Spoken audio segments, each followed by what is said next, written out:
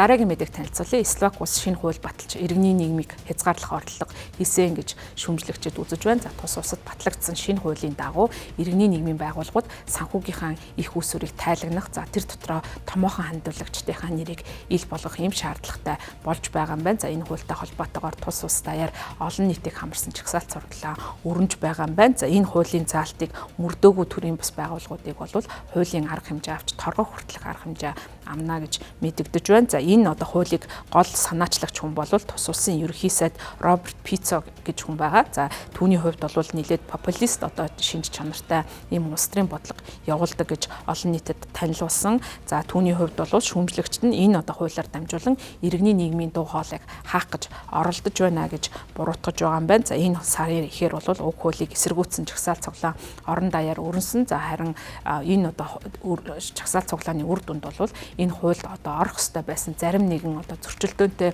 заалтуудыг бол иргэний нийгмийн байгууллагуудаас хасч чадсан, гэвч бол санхүүжилттэй холбоотой энэ заалт бол үлдсэн хэвээр байгаа юм байна. За сөрөг хүчнийхэн бол энэ хуулийг Оросын хууль гэж нэрлэж байгаа. За яагаад вэ гэх юм бол Орос улсын хувьд бол яг ийм ижил төстэй хуулийг өөрийн орондоо батлан хэрэгжүүлдэг. За 2012 оноос хойш Оросд үйлчилж байгаа энэ хуулиар бол төр засаг бол өөрийг нь одоо шүүмжилж байгаа хүмүүсийн дууг бол энэ хуулиар дамжуулан хааж боогдуулж ирсэн гэж үзэж байгаа юм байна. За харин Словак улсын хамгийн одоо олон жилийн түүхтэй иргэний нийгмүүдийн байгууллагуудын нэг болох Via Eurus байгууллагын одоо захирал Катрина Баткова гэж хүн бол энэ хуультай холбогдуулан саналаа хэлэхдээ бид үүнийг Оросын хууль гэж нэрлээд байгаа нь Оросын хуулийг хуусан гэдэг утгаар нь биш, харин Оросоос санаа авч үндсэн хууль, за Европын холбооны хууль тогтоомжтой нийцүүлэн өөрийн одоо дахиад ийм шинэ хувилбарын хуулийг баталсан явдал нь бол бид дургуутж байгаа гэж мэдэгдэж байгаа. За энэ одоо хуулийн эцсийн санал хураалтын өмнө бол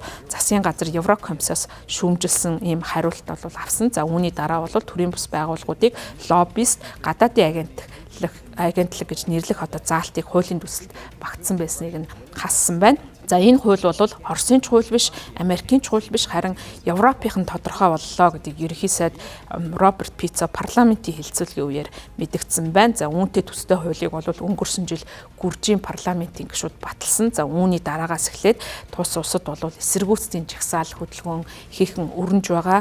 За шүүмжлэгчид энэ хуулийг бол мөн Оросын хуультай холбогдуулан авч үзэж байгаа. За шинээр сонгогдсон ерөнхийлөгч Петер Пелегрин тухайн хуульд бол хориг тахгүй бол энэ хуулийг 6 дугаар сарын 1-ний өдрөөс эхлэн хүчин төгөлдөр мөрдөж эхлэх юм байна. Баярлалаа, та бүхэнд гадаад мэдээ танилцууллаа.